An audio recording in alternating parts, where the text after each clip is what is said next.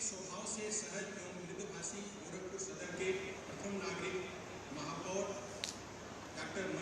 मंगलेश श्रीवास्तव जी, माननीय फतेह बहादुर सिंह जी, माननीय विधायक कंपियरगंज, माननीय महेंद्र पाल सिंह जी, माननीय विधायक टिपराइच, माननीय विपिन सिंह जी, माननीय विधायक गोरखपुर ग्रामीण, श्री माननीय प्रदीप शुक्ला जी, माननीय विधायक सहजनवा, माननीय देवेंद्र प्रताप सिंह जी, माननीय विधान परिषद सदस्य माननीय डॉक्टर धर्मेंद्र जी, भाजपा के क्षेत्रीय अध्यक्ष माननीय सहजानंद राय जी, विभिन्न अनुसांगिक संगठनों से पधारे जनप्रतिनिधियों,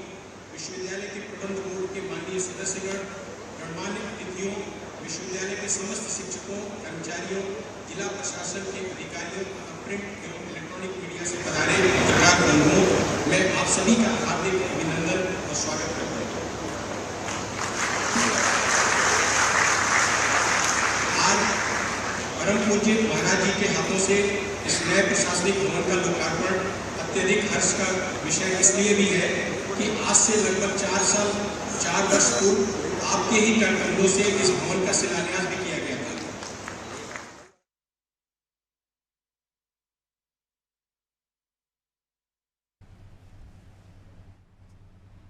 दो महत्वपूर्ण पहलू उसमें आती है। एक, अगर जब हम प्रदेश के अंदर निवेश की संभावनाओं की स्थिति क्या है, ईज ऑफ डूइंग बिजनेस की स्थिति क्या है,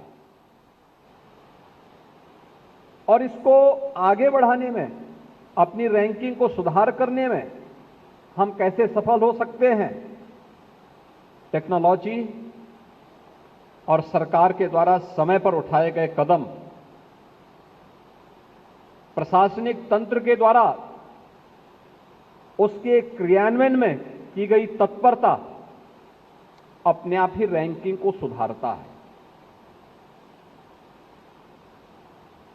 इसका एक उदाहरण है, 2017 के पहले उत्तर प्रदेश की ईज ऑफ डूइंग बिजनेस की रैंकिंग अत्यंत खराब थी। लगभग 14वें नंबर पर उत्तर प्रदेश था।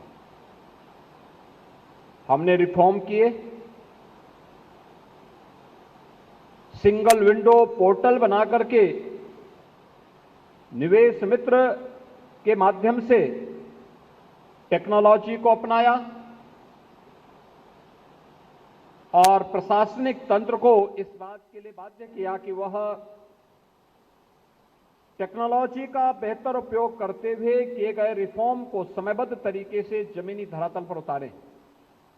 परिणाम है, उत्तर प्रदेश की ईज ऑफ डूइंग बिजनेस की रैंकिंग में सुधार हुआ। 14 से नंबर 2 पर उत्तर प्रदेश आ गया।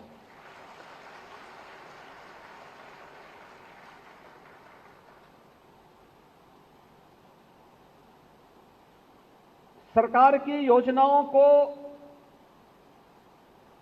सही मायने में जमीनी धरातल पर उतारने में हमें कितनी सफलता प्राप्त हो रही है, ईज ऑफ लिविंग,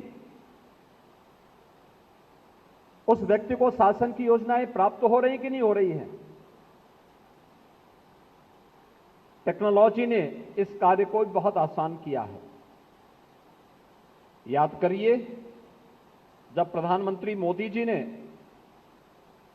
2014 में सत्ता संभालने के उपरांत हर गरीब का अकाउंट जनधन अकाउंट के माध्यम से खोलना प्रारंभ किया था, बहुत सारे लोग उस समय इसकी खिल्ली उड़ाते थे कि खाली अकाउंट खोल करके गरीबों का अपमान किया जा रहा है। इस प्रकार की टिप्पणी करके वह सरकार को कटघरे में खड़ा करने का प्रयास कर रहे थे, लेकिन उन्हें नहीं मालूम था कि इसकी अगली कड़ी क्या है। और उसके उपरांत जब प्रधानमंत्री मोदी जी ने सभी प्रकार के लेन देन, एक गरीब का हो,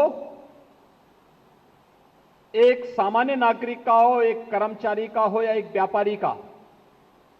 डीबीटी के माध्यम से इस कार्यक्रम को आगे बढ़ाया, तो आज परिणाम हम सबके सामने है। डिजिटल पेमेंट ने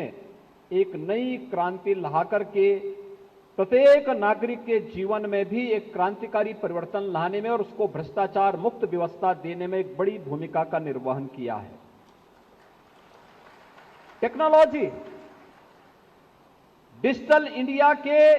प्रधानमंत्री जी के इस विजन को आगे बढ़ाने की दृष्टि से हो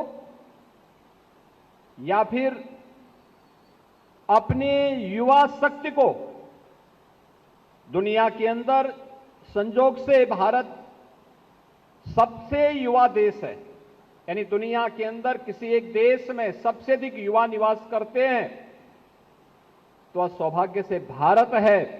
और भारत में कोई प्रदेश है जिसके पास सबसे बड़ी युवा ताकत है, वह उत्तर प्रदेश है। उत्तर प्रदेश की 56% आबादी कामकाजी आबादी है और डिजिटल इंडिया का लाभ